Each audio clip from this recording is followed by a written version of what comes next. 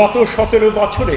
কিভাবে নিঃস্ব করা হয়েছে শিক্ষা ব্যবস্থাকে, কিভাবে দুমড়ে মুচড়ে নষ্ট করা হয়েছে, তার হিসাব যদি দিতে যাই দিনের পর দিন চলে যাবে। সেই হিসাবে আমি যাব না, আমরা সামনের দিকে তাকাতে চাই। এবং আজকে যে যোগ্য শিক্ষকবৃন্দ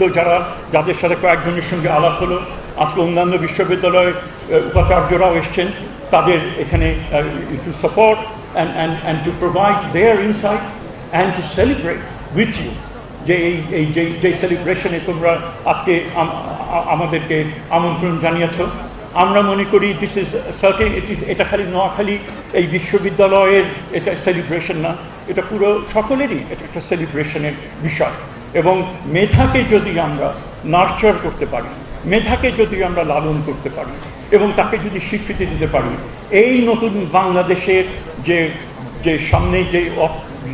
সামনের দিকে যে যাত্রা, সেই যাত্রাকে কেউ ঠেকাতে পারবে না। আমি মনে করি, আমি সবসময় যেটা বলি, আমাদের যে শিক্ষার ক্ষেত্রে একটা বড়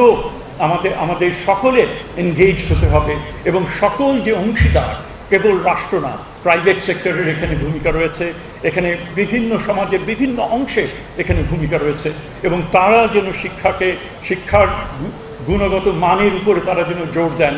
এবং যারা শিক্ষার্থী তাদের সুযোগ সুবিধার উপরে যে তারা যেন একটু সকলে মিলে এগিয়ে আসেন, তাহলেই আমরা আমাদের সেই যে বৃহত্তর যে গোল, বাংলাদেশের যে নতুন বাংলাদেশ যে গড়ার গোল, এই যে বৈশ্বিক যে নানামুখী চ্যালেঞ্জ যেগুলো আমাদেরকে ফেস করতে হচ্ছে, একদিকে ইউক্রেন ওয়ার ছিল, এখন আবার মধ্যপ্রাচ্যে আমরা সেখানে আরেক যুদ্ধ সেখানে শুরু হয়েছে, নানান রকমের সংকটের মধ্যে রয়েছে। এই ধরনের একটা অস্থির বিশ্বে আমাদের অবশ্যই তারপরেও আমাদেরকে এগিয়ে যেতে হবে এবং এই ক্ষেত্রে শিক্ষার কিন্তু কোনো বিকল্প নেই।